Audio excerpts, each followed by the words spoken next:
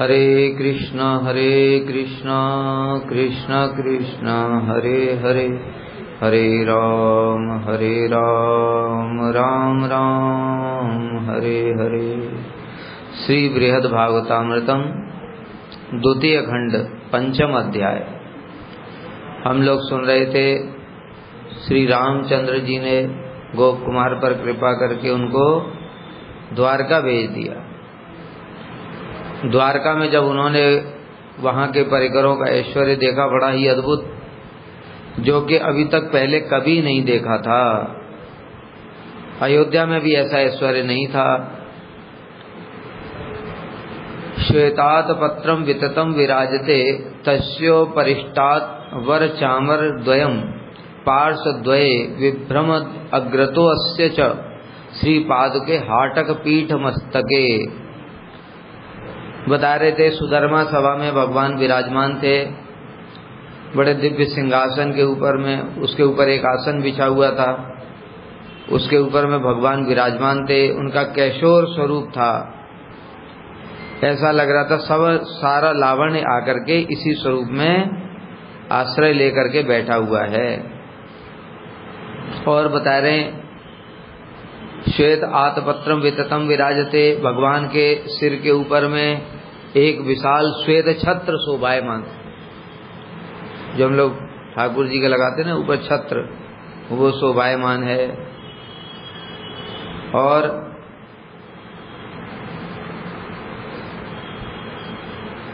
तस्य परिष्टात् वर चामर द्वयम, और उनके दोनों ओर दो चामर डुलाए जा रहे हैं, श्वेत, बिल्कुल श्वेत रंग के दो दिव्य चामर डुलाए जा रहे हैं। चामर किसका बना था? पूंछ का है? नित्यानंद प्रभु का। हाँ, द्वारका में बलदेव प्रभु कौन है?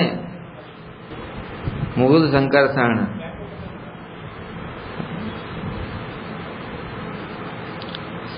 तो दो चामर डुलाए जा रहे थे। पार्श्वद्वये विभ्रमत अग्रतो अस्य च, और प्रभु के सामने ही एक स्वर्ण सोने की चरण चौकी, जिसपे चरण रखते हैं अपने भगवान, उनकी दोनों पादुकाएं रखी हुई हैं।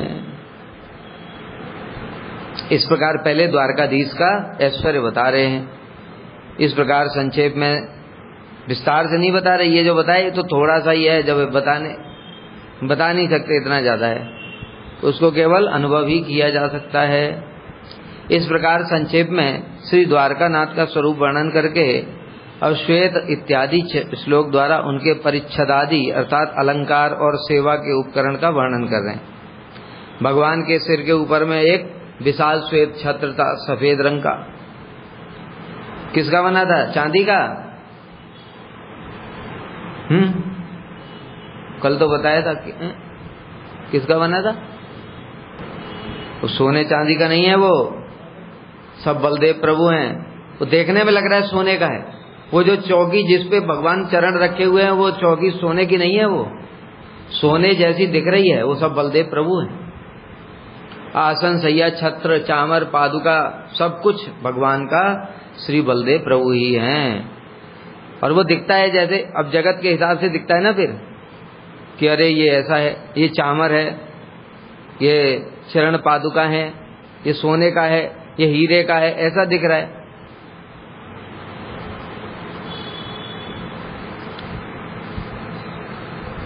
जो विशेष कला द्वारा विस्तारित और संकुचित हो जाता है, ये भी और विशेष बात बता रहे हैं। इसलिए कह रहे हैं वो बलदेव प्रभु स्वयं बने हुए हैं। वो चित जगत है, यहाँ की तरह नहीं है, मतलब विस्तारित, वो बड़ा भी हो जाता है और छोटा भी हो जाता है भगवान की इच्छा के अनुसार। उनके दोनों ओर सफेद वर्ण के विशाल आकार वाले श्रेष्ठ चामर विचित्र भंगी से डुलाए जा रहे हैं। एक तो सफेद वर्ण उनका सफेद है और विशाल हैं, श्रेष्ठ हैं। श्रेष्ठ बताया, उनसे श्रेष्ठ कुछ भी नहीं हो सकता, क्योंकि वो स्वयं बलदेव प्रभु के ही प्रकाश है।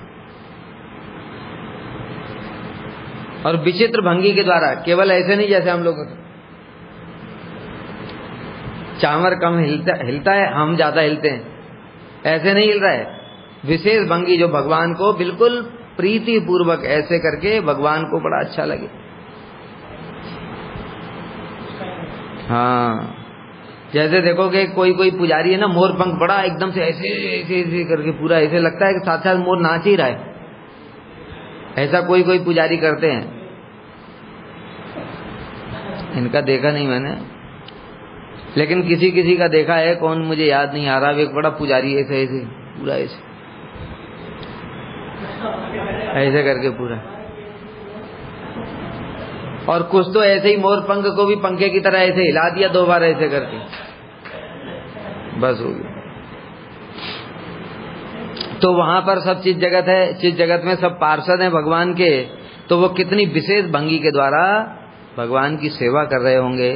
और उनके सामने स्वर्ण के बने हुए विशेष आसन पर उनकी 2 पादुका, चरण पादुका रखी रखी। श्री राज राजेश्वरतानुरूपा परिच्छदाली परितो विभाति निजानुरूपः परिचरकाश्च तथा महावैभव पंक्तियोपि। उनकी राज राजेश्वरता, राज राजेश्वर मतलब वो राजाओं के भी ईश्वर हैं, इस जगत के हिसाब से राजाओं के भी ईश्वर हैं, सम्राट, लेकिन उस जगत में भी राज राजेश्वर की लीला कर रहे हैं। मतलब जितने भी सब राजा थे पृथ्वी के, वो सब द्वारकाधीश के चरणों में मस्तक नवाते थे। राज राजेश्वर अनुरूप भूषण आदि सेवा के उपकरण स्वरूप, जो राज राजेश्वर जैसा एक राजा है, उसकी सेवा के लिए बहुत सारी व्यवस्था होगी। एक महाराजा है, उसकी सेवा के लिए उसे ज्यादा व्यवस्था होगी। और ये सम्राट, मतलब सारे पृथ्वी की बात छोड़ो, इंद्र भी आकर के चौकी पे मस्तक रगड़ करके, उनकी भी बात छोड़ो, ब्रह्मा जी आकर के चौकी के ऊपर में मस्तक लगा करके चारों मस्तक से प्रणाम करके साष्टांग भगवान को जाते हैं। तो सोचने वाली बात है, उनका राज राजेश्वर जैसा कैसा ऐश्वर्य होगा। और उपकरण स्वरूप, मतलब उपकरण जितने भी भगवान की सेवा के उपकरण, और साथ में परिचारक गण भी। परिचारक गण में जैसे राजा होते हैं, उनके बंदी लोग होते हैं, बंदी जन, मतलब उनको ये मत समझो बंदी बनना है, वो बंदी जन नहीं है। बंदी जन बोलते हैं उनको जो उनकी स्तुतियां गाया करते।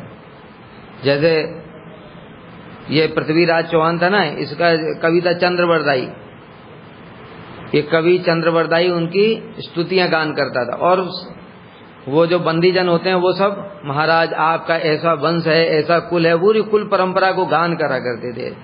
तो वो सब भी होंगे, बड़े सुंदर सुंदर स्तुतियां गान करते होंगे। उनका महावैभव भी चारों ओर विराजमान है। अणिमा लगिमा महिमा इत्यादि जो अष्ट सिद्धियां हैं वो विराजमान होंगी कि नहीं?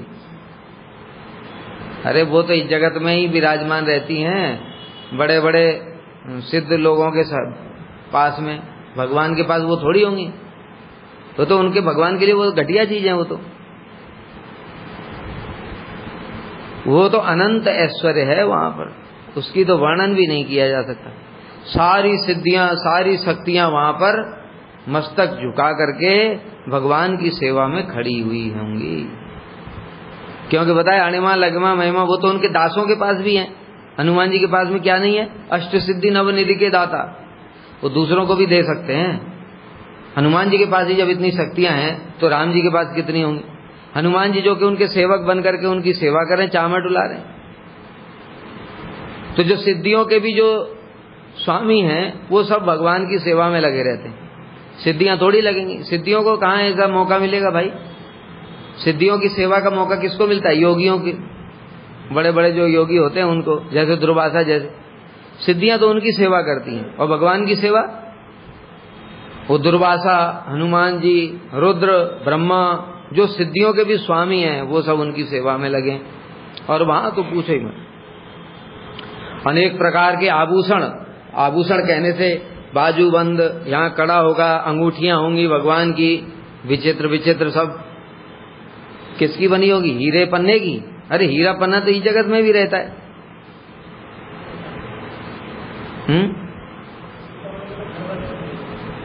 हम कल्पना भी नहीं कर सकते। खैर भगवान तो सब कुछ बलदेव प्रभु का ही पहनते हैं, बलदेव प्रभु से ही प्रकट है वो सब चीजें, बलदेव प्रभु के ही स्वरूप है बताया, ठीक है। लेकिन तब भी अब सोचने वाली बात है कि जो बाकी चीजें हैं बलदेव प्रभु के प्रकाश हैं, तो जो भगवान के लिए जो बलदेव प्रभु ने जो प्रकट किया है, स्वयं ही बलदेव प्रभु बने हुए हैं, वो कैसा दिव्य होगा, उसकी हम लोग कल्पना नहीं कर सकते। आभूषण, आयुध माने अस्त्र शस्त्र, शंख चक्र गदा पद्म धनुष बाण सब कुछ है। और बलदेव प्रभु के पास भी वहां पर हल मूसल है, गदा भी है बलदेव प्रभु के पास।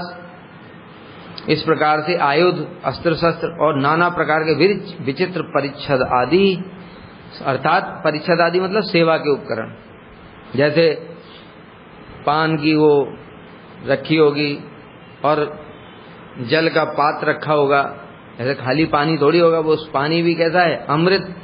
अमृत से तुलना करना ठीक नहीं है, अमृत तो जड़ है, भगवान जड़ वस्तु नहीं पीते, तो इसलिए बड़ा ही दिव्य होगा, जाकर ही देखना पड़ेगा, और कोई उपाय नहीं है। इसे बतलाने के लिए कह रहे हैं वास्तव में वह समस्त परिच्छदादि उनकी राज राजेश्वरता के अनुरूप ही थे, मतलब जैसा भगवान का ऐश्वर्य था उसके अनुसार ही उनकी सेवा के उपकरण थे, किंतु तत्व विचार से नहीं, क्योंकि द्वारकानाथ का सच्चिदानंदमय वैभव वैकुंठनाथ से भी अधिक विशेषता युक्त है। ठीक है, द्वारकाधीश का वैभव वैकुंठनाथ यानी नारायण से भी अधिक है। अथवा राजराजेश्वर शब्द की योग रूढ़ी वृत्ति अर्थात विशेष अर्थ के द्वारा द्वारकानाथ ही लक्षित हो रहे। अब भगवान द्वारकानाथ के परिवार अर्थात परिकरों का परिचय प्रदान करने के लिए अब किसी का परिचय देते हैं तो सबसे पहले क्या बताते हैं? पहले उसका स्वरूप कैसा है, सौंदर्य कैसा है, क्या क्या उसके पास वस्तुएं हैं। फिर दूसरा सौंदर्य कौन सी, जैसे कोई आया हमारे पास में बड़ा डीएम आया, सबसे पहले कहे डीएम देखने में कैसा लगता था, वो सब बताएंगे। फिर क्या क्या पहने था, ये घड़ी पहने था, वो कार में आया ऐसे। उसके बाद में कौन कौन उसके साथ में थे, उसके घर परिवार में कौन कौन है। इसलिए अब भगवान के परिकरों का परिचय प्रदान करने के लिए सबसे पहले उनके आसपास वालों को बताया कि ये सेवा में चामर डुला रहे थे, वो चामर जो डुला रहे थे सेवक लोग, वो कैसे थे? निज अनुरूप। निज अनुरूप मतलब भगवान के जैसा द्वारकाधीश का वैभव था वैसे ही उनका भी वैभव, जैसे बताया था वैकुंठ के पार्षद हैं नारायण के सेवक, वो कैसे थे? निज अनुरूप, नारायण के जैसे ही थे। गोप कुमार जब पहली बार गए तो भ्रमित ही हो गए उनको देख करके, उनको ही प्रणाम करने लगे नारायण समझ करके, और उनकी जय देने, जय हो नारायण की जय हो, भगवान की जय हो, ऐसे। तो इसलिए ये जो द्वारका के परिकर हैं ये वैसे ही द्वारकाधीश के अनुसार ही थे। और क्या बता रहे हैं? उपमा रहित, मतलब उनके लिए कोई जगत की उपमा नहीं दी जा सकती, केवल भगवान की सेवा के ही योग्य, क्योंकि भगवान के जैसे ही थे वो, तथा भगवान के रूप गुण आदि के समान, बता दिया पहले ही, भगवान के रूप गुण आदि के समान उनके परिकर भी रहते हैं। सेवकगण चारों ओर अपनी अपनी सेवाओं में व्यस्त हैं। भगवान के महान वैभव की बात कर रहे हैं। अब मतलब अब ये तो बताया भीतर का सिंहासन का, अब बाहर भी तो भगवान जब बाहर जाएंगे तो रथ कैसा होगा? वो रथ साधारण नहीं है, वो वहां उसके घोड़े भी साधारण नहीं है। रथ, घोड़े, संपत्ति, पारिजात इत्यादि वृक्ष, स्वर्ग से भगवान जो पारिजात लेकर के आए थे वो तो स्वर्ग का पारिजात था। भगवान के धाम में उनका अपना चिन्मय पारिजात रहता है, वहां उसकी सुगंध कैसी होगी? जब स्वर्ग के पारिजात की सुगंध ऐसी थी तो भगवान के धाम में जो पारिजात वृक्ष हैं उनकी सुगंध कैसी होगी? श्री भगवान का महान वैभव और गीत नृत्य आदि, सेवक लोग गीत गान कर रहे थे, नृत्य इत्यादि कर रहे थे, महाविभूतियां समस्त प्रकार की वो चारों ओर अपने अपने यथा योग्य स्थान पर विराजमान थी। भगवान की सेवा के लिए सब विराजमान, सारी विभूतियां, ऐश्वर्य, शक्तियां, सब कुछ।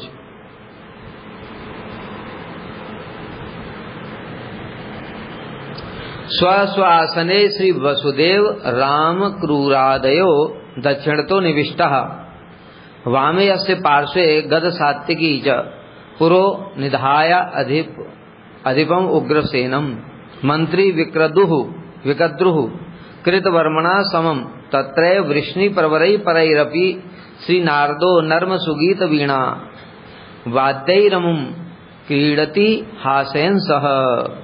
और अब परिकरों के बारे में बता रहे हैं, भगवान के परिकर कैसे थे। सुन लो भाई, बताना हो किसी को भगवान कैसे हैं तो। श्री भगवान के दाईं ओर महाराज वासुदेव, उनके पिताजी उस सिंहासन पर बैठे हुए थे। श्री बलदेव प्रभु ये भी दाईं ओर बैठे हैं, अक्रूर इत्यादि विराजमान। दाईं ओर कौन कौन है? पिताजी हैं, भाई हैं और अक्रूर चाचा जी, ये तीनों दाईं ओर बैठे हैं। और बाईं ओर बता रहे हैं राजा उग्रसेन, उनके पीछे गद, सात्यकी, जैसे यादवगण, ये सब सात्यकी कौन है? उनके सेनापति, ये सब विराजमान है। उग्रसेन की बाईं ओर मंत्री विकद्रु, कृतवर्मा और अन्य श्रेष्ठ यादव राजा शोभा पा रहे हैं। इस तरफ दूसरी तरफ मंत्री लोग बैठे हुए हैं और राजा हैं। और नारद जी वहां पर हैं। अभी नारद जी मिले थे पहले वैकुंठ में, अभी नारद जी यहाँ पर हैं। और नारद जी कौतुक पूर्वक नृत्य गीत और कोमल वचनों सहित वीणा वादन करते हुए प्रभु का हास्य रस का आस्वादन, हंसी मजाक कर रहे हैं। प्रभु हास्य रस का आस्वादन करा रहे हैं, भगवान को नृत्य कर रहे हैं, गीत गान कर रहे हैं और बढ़िया बढ़िया ऐसे ऐसे वचन बोल रहे हैं कि भगवान हंस रहे हैं, ऐसे करके। अब स्व इत्यादि 2 श्लोकों के द्वारा गोप कुमार भगवान के पार्षदों के संबंध में बता रहे हैं।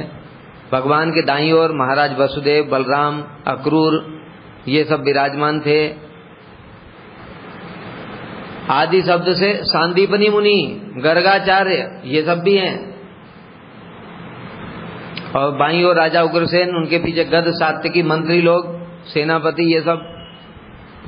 उग्रसेन के आगे आसन देने का कारण है कि वे राजा हैं। उग्रसेन की बाईं ओर सेनापति कृतवर्मा, वृष्णि और यादवों के समान श्रेष्ठम भोज, अंधक आदि अन्य राजाओं के साथ मंत्री विकद्रु भी विराज, दूसरे राजा भी बैठे हुए हैं भगवान को सेवा करने के लिए। प्रधानमंत्री होने के कारण विकद्रु अधिकारियों के साथ राजा के निकट स्थान पर विराजमान है। ये प्रधानमंत्री, यही मंत्री के लिए योग्य स्थान, सब यथा योग्य स्थान पर, मतलब जिसके लिए जहां ऐसा होना चाहिए वो वहां पर बैठा हुआ था। जिनका वैकुंठ में दर्शन किया था वे नारद जी भी यहाँ पर बैठे हुए हैं और कौतुकपूर्ण गीतों द्वारा तथा कोमल वचनों के साथ वीणा वादन करके प्रभु को हंसा रहे हैं। अर्थात विचित्र भावों के अनुकरण द्वारा प्रत्येक यादव की प्रशंसा के छल से विविध विनोद कौतुक प्रदर्शन करते हुए बीच बीच में भ्रमण आदि द्वारा प्रभु को हंसाकर उन्हें क्रीड़ा सुख प्रदान करते। तिष्ठन पुरः श्री गरुड़ो अस्ति तम स्तुवन पादाद्य संवाहन कृतत्व उद्धव रहस्य वार्ता भी रसो प्रिया भी संतोष यन्नस्ति निजेश्वरम तम। और बता रहे भगवान के सामने गरुड़ जी कहाँ रहते हैं? भगवान सिंहासन पर, सामने गरुड़ जी बैठे हुए हैं, उनकी स्तुतियां कर रहे हैं हाथ जोड़ करके भगवान की। कैसे स्तुतियां करते हैं? जब गरुड़ जी उड़ते हैं तो साएं साएं हवा नहीं आती है, वेद मंत्र चलते हैं, ओम सहस्र शीर्षा पुरुषः, पुरुष सूक्त मंत्र गान होता है, वेदों की स्तुतियां चलती हैं उनके पंखों की ध्वनि के साथ। ऐसे भगवान चलते हैं। उद्धव जी प्रभु के चरण कमलों के संवाहन करते हुए उनकी प्रिय रहस्यपूर्ण वार्ताओं की चर्चा कर अपने भगवान को प्रसन्न कर रहे थे। प्रिय रहस्यपूर्ण वार्ताओं की चर्चा मतलब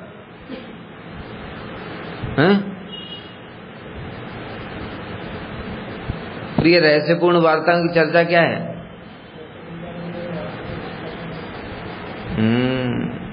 रहस्यपूर्ण वार्ताएं जो वृंदावन में देख करके आए थे, वो सब बातें करके प्रभु को आनंद प्रदान कर रहे हैं। इसलिए धीरे धीरे पैर दबा रहे, सामने से चुपचाप बात कर लेते हैं। गरुड़ जी भगवान के सम्मुख उपस्थित होकर के स्तव कर रहे थे। उद्धव जी की सेवा विशेषता को पृथक रूप में बता रहे हैं, क्योंकि भगवान के प्रियतम सेवक के रूप में उद्धव जी विराजमान है। भगवान के चरण दबा रहे थे वो सभा में ही, और भगवान की प्रिय अर्थात गोकुल संबंधी तथा उनके मन के अनुकूल निगूढ़ रहस्यमयी, मन के अनुकूल निगूढ़ रहस्य मतलब मधुर रस की बातें कर रहे थे चुपचाप। प्रभु पता है, गोपियों ने बताया था उनको जाकर, जब उद्धव जी जा रहे थे तो गोपियों ने उनसे कहा था, देखो उद्धव, एक दिन में सारी बात नहीं बताना, थोड़ा थोड़ा करके बताना, नहीं तो कृष्ण सहन नहीं कर पाएंगे। इसलिए उद्धव जी रोज थोड़ा थोड़ा होम्योपैथिक डोज भगवान को दे रहे हैं, ब्रज रस वाली, जिसको कि कृष्ण अत्यंत रस के साथ में आस्वादन करते हैं। थोड़ा थोड़ा बताते हैं कैसे कैसे किस किस के साथ में क्या क्या बातचीत हुई, यशोदा मैया नंद बाबा के साथ में क्या बातचीत हुई, गोपियों के साथ में क्या बातचीत हुई, सुदाम मधुमंगल के साथ क्या बातचीत हुई।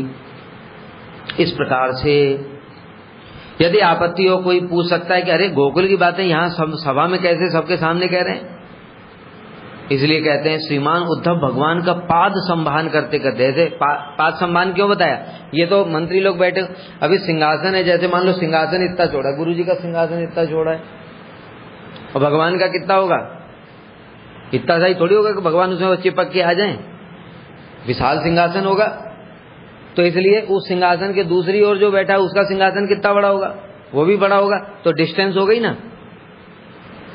जब डिस्टेंस हो जाएगी तो एकदम कान वाली बातें सुनाई नहीं पड़ेंगी। और उद्धव जी कहाँ बैठे, वो डिस्टेंस पे नहीं बैठे। अब भगवान जैसे यहाँ बैठे चरणों में ही उनके उद्धव जी बैठे, तो चरणों में बैठे रहने के कारण ऐसे ही थोड़ा साइड में प्रभु ऐसे करके वहीं से बता देते। वो केवल प्रभु ही सुन पाते, बाकी नहीं सुन पाते, क्योंकि थोड़ा दूर है वो। और ये उद्धव जी एकदम पास में चरणों को संवाहन कर रहे हैं। इसलिए कह रहे हैं कि ये रहस्य वार्ता सब यादवों की सभा में सबके सामने नहीं बताई, और दूसरे नहीं सुन पा रहे हैं, केवल कृष्ण ही सुन पा रहे। पाद संवाहन करते समय उक्त निगूढ़ रहस्य को प्रकट कर रहे हैं।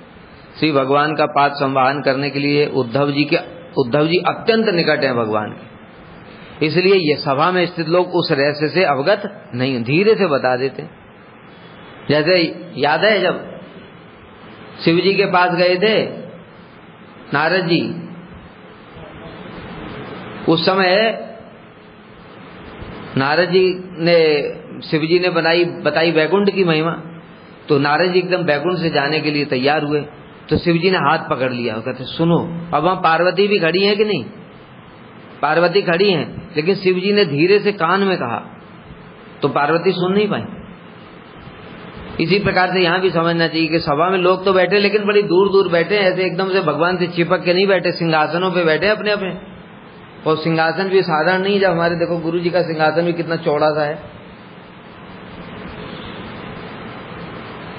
तो भगवान का कैसा होगा, और उनके पार्षदों का भी ऐसा ही होगा, विशाल विशाल सिंहासन। और उद्धव जी तो एकदम पास में ही बैठे, ऐसे धीरे से बोल देते हैं प्रभु पता है ऐसा हुआ, ऐसे कर। केवल भगवान ने ही उसको सुना। अथवा इस आशंका को दूर करने के लिए एक बात और भी बता रहे हैं। उद्धव जी कौन है, वृष्णि नाम प्रवरो मंत्री कृष्ण से दैत सखा शिष्यो बृहस्पति साक्षात उद्धव बुद्धि सप्तम महाबुद्धिमान है, परम बुद्धिमान। वृष्णि नाम, वृष्णियों परम श्रेष्ठ मंत्री हैं। मंत्री का मतलब क्या होता है, उसको पता है कब कहाँ कैसे कौन सी बात करनी, चतुर है पूरा। वृष्णि कृष्ण से दैत सखा, कृष्ण के अत्यंत प्रिय सखा हैं, इसलिए उनके रहस्य की बातें भी जानते हैं। और क्या बताया, शिष्यो बृहस्पति साक्षात, बृहस्पति के साक्षात शिष्य हैं, मतलब बुद्धि तो उनके अंदर कूट कूट के भरी है, ये कह रहे हैं। इसलिए वो जानते हैं कैसे कब कौन सी बात करनी है, कोई दूसरा सुन ना ले। अतः कई बातें तो इशारे से ही कर देते हैं। भाई भगवान को समझा रहे हैं, हमारे जैसे मूर्खों को थोड़ी समझा रहे हैं कि व्याख्या करने पर भी समझ में ना आए। भगवान के लिए तो थोड़ा सा ही बोला, बस थोड़ा सा राधा जी ने ऐसे कहा, फिर बाकी इशारे से बोल दिया, हो गया। समझने वाले भगवान है, समझाने वाले उद्धव जी हैं, इसलिए दोनों के बीच में बढ़िया एकदम सिंक्रोनाइजेशन है, इसलिए उनको अच्छे से समझ में आ रहा है, लेकिन बाकी किसी को समझ में नहीं आता।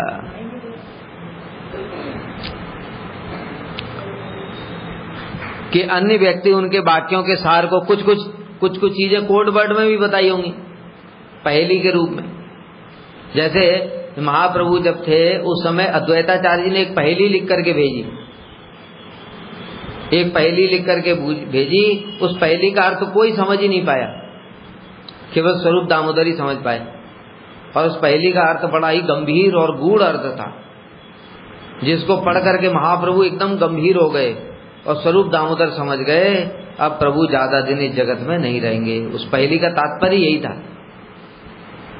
ठीक है, तो ऐसे ही यहाँ पर उद्धव जी जो बात कर रहे हैं, कुछ पहेली के रूप में, कुछ कोड वर्ड, कुछ विचित्र से भाव भंगिमा हाथ से ही दिखा दिया ऐसे करके, क्योंकि भगवान परम विदग्ध शिरोमणि हैं, विदग्ध शिरोमणि, सब कुछ जानने वाले, अथवा वे स्वतंत्र प्रभु हैं।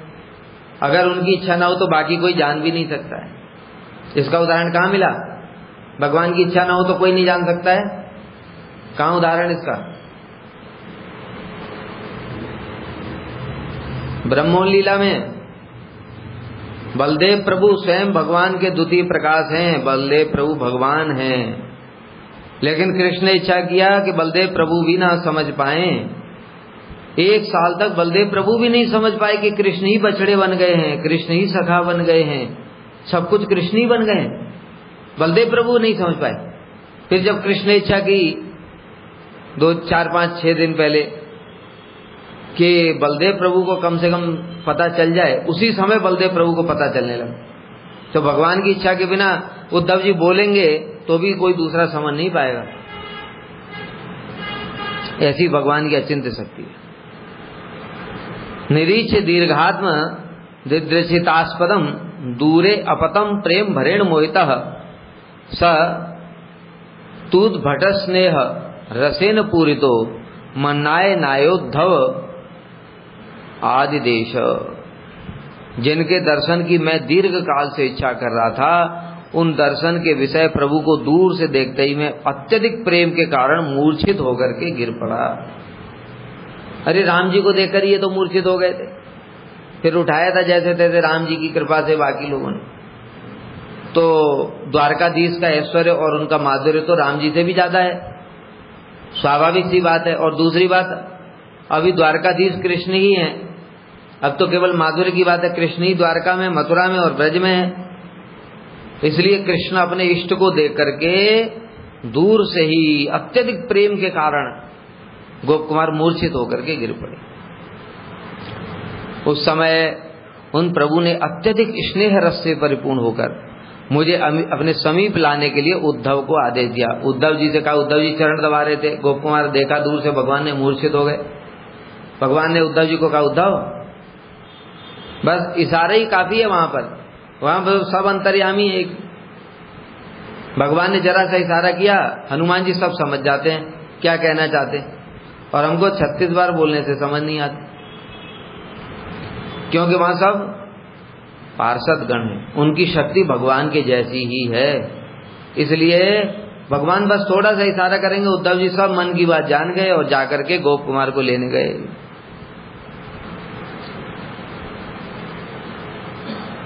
कहते हैं क्यों प्रेम में मूर्छित हो गए? क्योंकि उनको देखने के लिए ही इतने चिरकाल से, चिरकाल मतलब क्या, कितना समय बीत गया है पता ही नहीं है। उनकी यात्रा कहां से प्रारंभ हुई? पृथ्वी से। पृथ्वी में पहले गोवर्धन में रहते थे, गोवर्धन में छोड़ करके गए गंगा जी के तट पर, फिर गए दक्षिण भारत में वहां, तो उसके बाद जगन्नाथपुरी, जगन्नाथपुरी से स्वर्ग गए। अभी स्वर्ग में सोचो इंद्र भी बने, इंद्र बनने में कितना टाइम चला गया होगा। फिर वहां से महर लोग, जन लोग, तप लोग, सत्य लोग गए, ब्रह्मा पद भी प्राप्त हुआ। वहां से मुक्ति लोग गए, मुक्ति लोग के बाद में फिर और तब वैकुंठ में आए। अभी कितना समय बीत चुका है, कुछ भी उसकी हिसाब किताब नहीं है। इसलिए कह रहे चिरकाल से जिनके दर्शन की इच्छा कर रहा था, जिनके दर्शन के लिए हृदय में तीव्र उत्कंठा थी, इस कारण से जब भगवान के दर्शन हुआ तो प्रेम के कारण मूर्छित होकर के गिर पड़ा। तब उन भगवान ने भी अत्यंत स्नेह रस से, भगवान भी चित्त द्रवित हो गया, देखा गोप कुमार मेरे लिए कितना भटक करके आया है, इसलिए उद्धव जी को आदेश दिया, उद्धव जाओ जरा इसको प्रेम से लेकर के आओ। माम उद्धवो गोप कुमार वेशम आलक्ष्य रिष्टो द्रुतम आगतो असो उत्थाप्य यत्नादथ चेतयित्वा पाण्ड्यो गृहीत्वा अनयदस्य पार्श्वम माम उद्धवो गोप कुमार वेशम आलक्ष्य। उद्धव जी ने मेरा गोप कुमार का वेश देख करके अत्यधिक प्रसन्न होकर के, क्यों? क्योंकि उद्धव जी को ब्रज की महिमा पता चल चुकी है कि ये ब्रजवासी कैसे हैं, साधारण नहीं है। उद्धव जी अपने आप को बहुत परम सौभाग्यशाली समझते थे। ब्रज जाने से पहले सोचते थे कि भगवान की कृपा सबसे ज्यादा मेरे ऊपर ही है। क्यों? क्योंकि भगवान कहीं भी जाते उद्धव को साथ ले जाते हैं। कोई भी बातचीत होती राजकाज की तो उद्धव जी से पूछते हैं, कुछ भी बात होती है उद्धव जी को सब पता रहती है। और उद्धव जी पहनते क्या हैं? त्वयोपभुक्त सरगंध वासु अलंकार चर्चिता उच्चिष्ट, भगवान का प्रसाद ग्रहण करते हैं। भगवान की जो माला है, प्रसादी माला, जो उतार के भगवान उद्धव जी को दे देते हैं। कपड़े उद्धव जी नए नहीं सिलवाते हैं कि अरे मैं तो मंत्री हूं नए कपड़े बनवाऊंगा, नहीं, भगवान के उतरे हुए कपड़े पहनते हैं। सरगंध वासु अलंकार सब कुछ भगवान का प्रसादी ग्रहण करते हैं। ऐसा उद्धव जी का सौभाग्य है। ऐसा उद्धव जी सोचते थे मुझसे बढ़कर के भाग्यशाली कोई नहीं है। लेकिन जब ब्रज में गए और उन्होंने ब्रजवासियों का प्रेम देखा तब उद्धव जी का ये भ्रम दूर हो गया। तब उनको समझ में आया कि प्रेम तो ब्रज में ही है। और वही स्वरूप देखा इन्होंने यहाँ गोप कुमार का। अरे ये तो ब्रज का है। उसको देखते ही उद्धव जी अत्यंत प्रसन्न हो गए और तीव्र गति से मेरे निकट आए। तीव्र गति कहने से मतलब क्या? यहाँ दौड़ने की जरूरत है, वहां तो इच्छा से ही सब कुछ हो जाता है। बस इच्छा किया यहाँ पहुंच जाए तो हो गए। नारद जी को देखो, थोड़ी दौड़ भाग करके इतना करते थक जाएंगे एक जगह दूसरी जगह जाने में। यहां से स्वर्ग गए तो नारद जी बस सोचा और पहुंच गए। उसी प्रकार से वहां चीज जगत में है। नहीं तो ऐसा नहीं होता तो गोपियां चलती वहां से। कृष्ण ने बंसी बजाई बंसी वट पे वृंदावन में, और गोपियां कहाँ हैं? बरसाना 50 किलोमीटर दूर है वहां से। कोई कहाँ काम्य वन में, कोई कहीं पर। 84 कोस का तो ब्रज है, कोई थोड़ी सब एक साथ बैठी हुई थी। कहाँ कहाँ पर सब गोपियां थी। कृष्ण बंसी बजाई और बस गोपियां घर से चली और पहुंची। उनको थोड़ी पता है कितनी देर है, कितना टाइम है, कितना डिस्टेंस है। 50 किलोमीटर पैदल चलने में कितना टाइम लगेगा बताओ जरा। पहुंच जाओगे 24 घंटे में। पहुंचते पहुंचते दिन हो गया, रात तो खत्म ही हो जाएगी। इसलिए ऐसा नहीं होता है। भगवान की लीलाएं योग माया संपादित करती हैं। जब उनको पहुंचाना होता है, जब गोपियां चल दी, वह चलते ही धाम सिकुड़ जाता है। बस वहां से घर से चलना शुरू किया, पता चला 10-15 मिनट में पहुंच गए बंसी पर 50 किलोमीटर। इतनी तो कार भी नहीं चलेगी।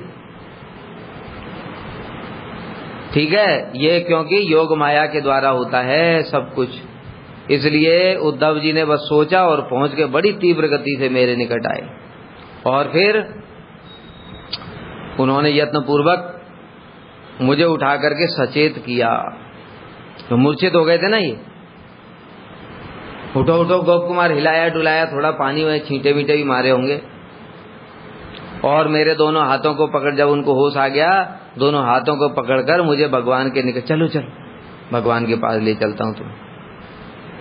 तब गोकुल के लोकप्रिय अथवा भगवान के पाद संवाहन में रथ। देखो कितना सुंदर विशेषण, भगवान के पाद संवाहन में रथ। ये ज्यादा महत्वपूर्ण नहीं है, वो तो हनुमान जी भी कर रहे थे। हनुमान जी भी तो चरण दबाते भगवान के, वो इम्पोर्टेंट नहीं है। और क्या बता रहे हैं? गोकुल के लोकप्रिय, ब्रजवासियों को भी अत्यंत प्रिय है। क्यों? ब्रज में जब उद्धव जी गए थे सांत्वना देने के लिए, तो पहले तो सोच करके गए थे मैं इन सबकी जो दुख है उसको खत्म कर दूंगा। लेकिन बाद में इनके ऊपर प्रेम का नशा चढ़ गया। उदो सुदो है गयो सुन गोपिन के बोल, ज्ञान बजाए डुगडुगी, प्रेम को बाजे डुग। बड़ा सुंदर वर्णन आया। एक कवि हुए भारतेंदु हरिश्चंद्र। भारतेंदु हरिश्चंद्र एक कवि हुए, उन्होंने एक कविता लिखी है, उसमें बताते हैं, कोहू न काहू की कान करे, हरिश्चंद्र जो मंडली ही बिगड़ी है, एक हो तो समझाए यहाँ कूप में भांग परी है। मतलब क्या, सबको समझा समझा करके उद्धव जी थक गए। कोहू न काहू की कोई किसी की सुनता ही नहीं है। उद्धव जी अंत में परेशान हो गए कि ये लोग मेरी बात ही नहीं सुनते, ये मंडली ही बिगड़ी है। पूरा का पूरा ये लोग ही सब बिगड़ गए। एक हो तो समझाए। अरे भैया एक होता तो समझाता, मतलब कि एक कोई ना समझ होता तो उसको समझाया जा सकता। जब पूरी मंडली बिगड़ गई है फिर उसको कैसे समझाओगे। तो वहां पर उपमा दे रहे हैं, कूप में यहाँ भांग पड़ी है। मतलब क्या, कुएं में भांग डाल दी तुमने, अब जो भी पिएगा वो मत हो जाएगा। इसलिए ये ब्रज रस है। ये ब्रज रस मतलब ब्रज रस प्रेम, ब्रज प्रेम की भांग पी पी करके ब्रजवासी मत हो रहे हैं। इसीलिए उद्धव जी कह रहे हैं मेरी तो कोई बात ही नहीं सुनता है, क्या समझाऊं इनको। तो ऐसे करके उद्धव जी फिर बाद में जब उद्धव जी समझ गए, ब्रजवासी तो कुछ नहीं समझे, ब्रजवासी को समझे उद्धव की बात। अरे क्या समझेंगे, उद्धव जो बात कहना चाहते हैं उनके मतलब की नहीं है। जैसे हम वही बात है कि किसी कस्टमर के पास लेकर के पहुंचे हम कपड़ा, उसको चाहिए था आटा, और पहुंच गए कपड़ा लेकर के, खरीद लो खरीद लो। तो ब्रजवासियों के पास ऐसे ही है, वो ज्ञान का अपना लेकर के पहुंच गए। और ब्रजवासी किस चीज के कस्टमर हैं, प्रेम के, और लेके पहुंच गए तुम ज्ञान। अभी बड़ा बेचने की कोशिश की उद्धव जी ने, तो उद्धव जी बेच ही नहीं पाए अपना ज्ञान। तो उद्धव सुधो है गे, सुन गोपी, ज्ञान बजाए डुगडुगी, उनका ज्ञान तो डुगडुगी। और वहां पर प्रेम का ढोल जब देखा, ढोल जब बता ढम ढम, तो उसमें डुगडुगी ढुम ढुम, डमरू देखा, डमरू कुड़ कुड़ कुड़ कुड़ आवाज आती है उसमें। और जो ढोल बजता है जब ढम ढम, उसके सामने कुछ सुनाई नहीं देता है। तो इसलिए प्रेम का जो ढोल बजा तो उद्धव की डुगडुगी बंद हो गई। फिर बाद में जब उद्धव जी को प्रेम का रस लग गया तब ब्रजवासियों की महिमा समझ गए, और तब ब्रजवासियों में एक एक के साथ रह रह करके देखते हैं। 6 महीने तक उद्धव जी ब्रज में रहे, कभी नंद बाबा के साथ, कभी सखाओं के साथ, कभी गायों के साथ। गायों का भी प्रेम देख देख करके आए हैं सब। और गोपियों की तो बात ही मत पूछो, जो भ्रमर गीत में वर्णन है, उद्धव जी का तो दिमाग घूम ही गया बिल्कुल। वहीं शरणागत हुए थे। अभी तक भी थोड़ा थोड़ा उनका ज्ञान भी एकदम से खत्म नहीं होता है ना। पहले जब नंद बाबा यशोदा मैया के पास गए थोड़ा ज्ञान कम हुआ, फिर और गोपियों के पास गए थोड़ा और कम हुआ। जब राधा जी के पास गए पूर्ण शरणागत, अपने आप ही शरणागत हो गए। जो प्रेम का उनका दिव्य उन्माद दशा देखी उद्धव जी ने, तो उनकी बुद्धि ने काम करना बंद कर दिया। बस उसके बाद और कुछ नहीं बोले, बस क्या करना शुरू कर दिया, स्तुति शुरू कर दी। आसाम हो चरण रेणु जुसा महश्याम वृंदावन किमपि गुल्म लतो सदीना, अहो भाग्यम नंद गोप ब्रजोपसाम। ये तो ब्रह्मा जी ने बोला है। और कौन से, वंदे नंद ब्रज स्त्री नाम पाद रेणु अभीषण सा, यासाम हरि कथोद्गीतम पुनात भुवन त्रयम। इन ब्रज गोपियों की पाद रेणु, एक चरण रेणु का भी मैं अपने माथे पर लगाने की इच्छा करता हूँ, जिनकी हरि कथा त्रिभुवन को पवित्र कर रही है। क्वे माँ स्त्रियो वनचरी व्यविचार दुष्टा, कृष्णे क्वचैत परमात्मा निरूढ़ भावा, ननु ईश्वरो अनवजतो अविदोषोपि साक्षात श्रेयस्तनोत अगधराज इवोपयुक्त। ऐसे ऐसे बड़ी बड़ी स्तुतियां उद्धव जी ने करी फिर, कि ये गोपियां तो महाभाव में स्थित हैं, इसलिए गोकुल के लोकप्रिय। फिर बाद में जब उद्धव जी सुधर गए, प्रेम में डूब गए, तो सारे गोकुल वासियों को बड़े प्रिय हो गए। इसलिए उनके लिए सबसे बड़ा विशेषण यही है, गोकुल के लोकप्रिय। और मुझे गोप कुमार के वेश में देखा, और लक्षण के द्वारा मेरा गोकुल में जन्म हुआ जान करके, वहां बताया सब अंतर्यामी है, सब जान गए, देखते ही पहचान जाते। इनसे पहले भी लोग पहचान गए थे।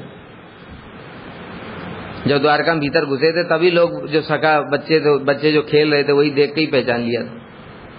फिर उन्होंने मुझे सचेत किया और दोनों हाथ पकड़ करके भगवान के पास ले गए।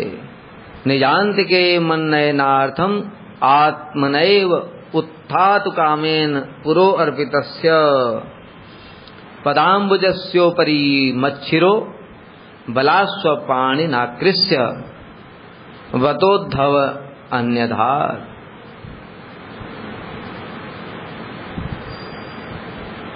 बढ़िया बता रहे। निजांत के मन नयनार्थम, जैसे ही भगवान ने मुझे निकट लाने के लिए स्वयं उठकर अपना चरण आगे बढ़ाया, मतलब भगवान ने इच्छा करी कि मैं जल्दी से उतर करके इसको अपने पास ले आऊं। ऐसे उद्धव जी समझदार थे, इसलिए उद्धव जी ने पहले ही, इससे पहले भगवान खड़े होकर के वो गोप कुमार को पकड़ करके अपने पास लाते, उद्धव जी ने मेरा सिर पकड़ा और मेरा हाथ खींचा और हाथ खींच करके मेरा सिर प्रभु के चरणों में लगा दिया।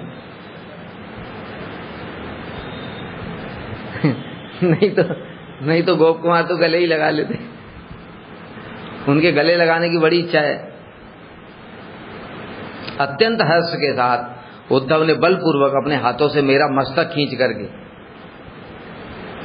क्योंकि संकोच कर रहे होंगे ना, अरे नहीं ऐसे हाथ पैर जोड़ रहे होंगे, तो उद्धव जी ने सिर पकड़ा और सिर पकड़ करके सीधे भगवान के चरण कमलों में रख दिया। यही भगवान की अत्यधिक कृपा का लक्षण है। वास्तव में मैंने ऐसी कृपा अन्यत्र कहीं नहीं देखी थी। तो अयोध्या में ऐसा नहीं हुआ था, हनुमान जी ने के मस्तक को राम जी के चरणों में नहीं रखा था। कहा वहां क्या हुआ था? वहां क्या हुआ था? अयोध्या में मूर्छित हो गए थे। उसके बाद क्या हुआ? मूर्छित तो यहां भी हुए हैं, तो कुछ याद नहीं रहे। फिर उठे, फिर प्रणाम किया, फिर उठे, फिर प्रणाम किया, ऐसे बार बार प्रणाम कर रहे थे। तो राम जी क्या बोले? अरे गोप कुमार इतना परिश्रम क्यों कर रहे? हे सखे, तुम तो मेरे सखा हो, इतना परिश्रम क्यों कर रहे हो? याद आया कुछ? अब तो आ ही जाएगा, बोल दिया मैंने सब कुछ। तो इसलिए वहां पर ऐसा नहीं हुआ था कि हनुमान जी इनको गला पकड़ करके और माथा पकड़ करके और राम जी के चरणों में नहीं रखा, दूर से ही प्रणाम करते जा रहे थे। इस प्रकार से हुआ था वहां। लेकिन यहाँ पर साक्षात चरणों में रख दिया उद्धव जी ने इनका मस्तक पकड़ करके, इसलिए ऐसी कृपा। और नारायण की तो बात ही छोड़ो, नारायण तो बहुत ही ऊपर सिंहासन पर बैठे थे, विराजमान थे, वहां तो बिल्कुल ही ऐसा सौभाग्य नहीं था।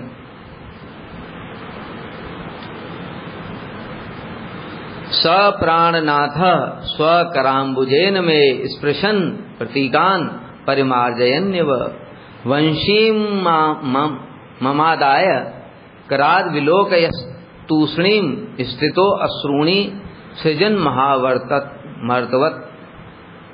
स प्राणनाथ, उन प्राणनाथ श्री कृष्ण। प्राणनाथ क्यों बोला? क्योंकि गोप कुमार के प्राणनाथ वही हैं। अभी शुरू से उनको ही प्राप्त करना चाहते थे। स्वकराम्बुजेन, अपने हस्त कमल के द्वारा, स्पर्शन, मेरे अंगों को स्पर्श किया। कैसे? मानो उनका मार्जन कर रहे हो। देख ऐसे कर गोप कुमार, मार्जन ऐसे ही होता है, तो हाथ धोते हैं, ठीक है, ऐसे करके, और मान लो हाथ पकड़ करके ऐसे ऐसे करके, ऐसे मार्जन सफाई करते ना, ऐसे मार्जन कर रहे हो। फिर गोप कुमार के हाथ में बंसी थी, उन्होंने मेरे हाथ से बंसी ले ली और एकटक होकर उसे देखते देखते मौन हो गए। किसको देख के? बंसी को देख करके, मुझे देख करके नहीं, बंसी को देखते देखते एकदम से मौन हो गए। क्यों? ब्रज की याद आ गई। तथा अत्यंत दुखित की भांति नेत्रों से प्रेम अश्रु बहाने लगे। बंसी देखते ही अब कृष्ण सहन नहीं कर सकते।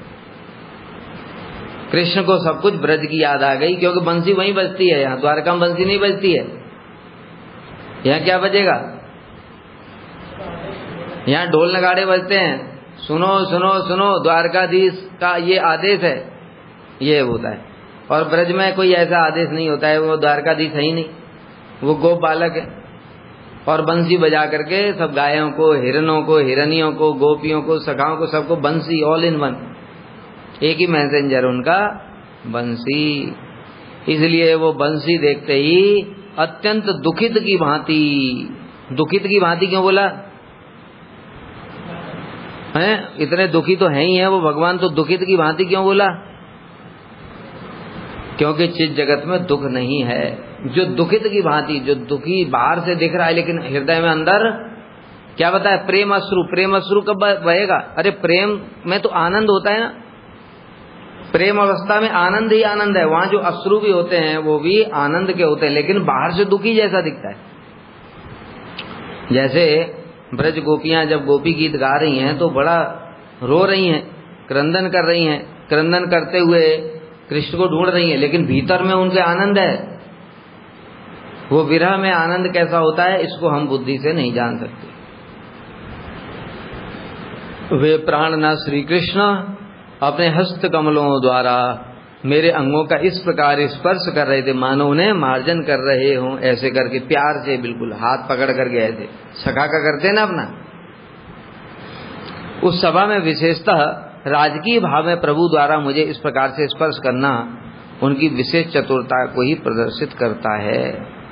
फिर उन्होंने बंसी ले ली और तृष्णापूर्ण नेत्रों से उसे देखते देखते थोड़ी देर के लिए मौन हो गए और दुखित की भांति प्रेम अश्रु बहाने लगे।